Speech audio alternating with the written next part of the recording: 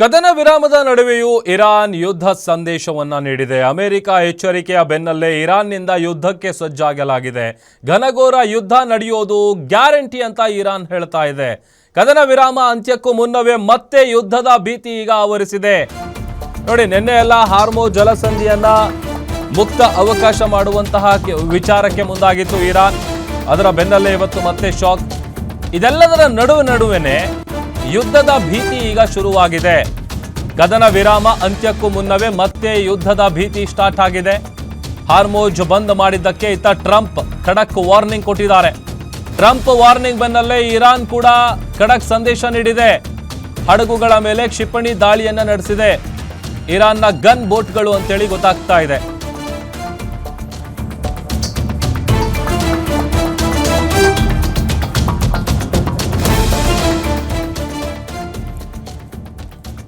ಮಧ್ಯಪ್ರಾಚ್ಯದಲ್ಲಿ ನಡೀತಾ ಇರುವ ಯುದ್ಧದ ವಿಚಾರಕ್ಕೆ ಸಂಬಂಧಪಟ್ಟಂತೆ ಒಂದ್ ಕಡೆ ಹಾರ್ಮುಜ್ ಅನ್ನ ಬಂದ್ ಮಾಡಿದಂತಹ ವಿಚಾರ. ಯಾಕಂತಂದ್ರೆ ನಿನ್ನೆ ಎಲ್ಲ ಒಂದು ಗುಡ್ ನ್ಯೂಸ್ ಅಂತೇಳಿ ಎಲ್ಲರೂ ಕೂಡ ಅನ್ಕೊಂಡಿದ್ರು. ಬಟ್ ಅದರ ಬೆನ್ನಲ್ಲೇನೆ ಇಲ್ಲಿ ಅಮೆರಿಕದ ವಿರುದ್ಧ ಕಿಡಿಕಾರ್ತಾ ಇರುವಂತ ಇರಾನ್ ಮತ್ತೆ ಹಾರ್ಮುಜ್ ಅನ್ನ ಬಂದ್ ಮಾಡೋದ್ರ ಮೂಲಕ ಅಮೆರಿಕದ ಕೆಂಗಣ್ಣಿಗೆ ಗುರಿಯಾಗಿದೆ. ಅಮೆರಿಕ ಕೂಡ ಖಡಕ್ ವಾರ್ನಿಂಗ್ ಅನ್ನ ಕೊಟ್ಟಿದೆ.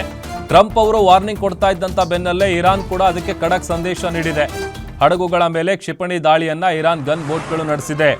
ಸೊ ಅಲ್ಲಿಗೆ ಈ ಒಂದು ಯುದ್ಧದ ವಿಚಾರಕ್ಕೆ ಸಂಬಂಧಪಟ್ಟಂತಹ ಬೆಳವಣಿಗೆಗಳು ಮತ್ತಷ್ಟು ತಾರಕಕ್ಕೇರುವಂತಹ ಎಲ್ಲ ಸಾಧ್ಯತೆಗಳು ಕಾಣಿಸ್ತಾ ಇದೆ.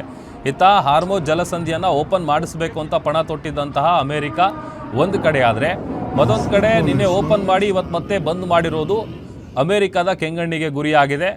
ಹಾಗಾಗಿ ಅಮೆರಿಕ ಖಡಕ್ ಎಚ್ಚರಿಕೆಯನ್ನ ಕೊಟ್ಟಿತ್ತು. ಆ ಎಚ್ಚರಿಕೆಯ ಬೆನ್ನಲ್ಲೇನೆ ಈಗ ಹಡಗುಗಳ ಮೇಲೆ ಕ್ಷಿಪಣಿ ದಾಳಿಯನ್ನ ಇರಾನ್ ನಡೆಸಿದೆ.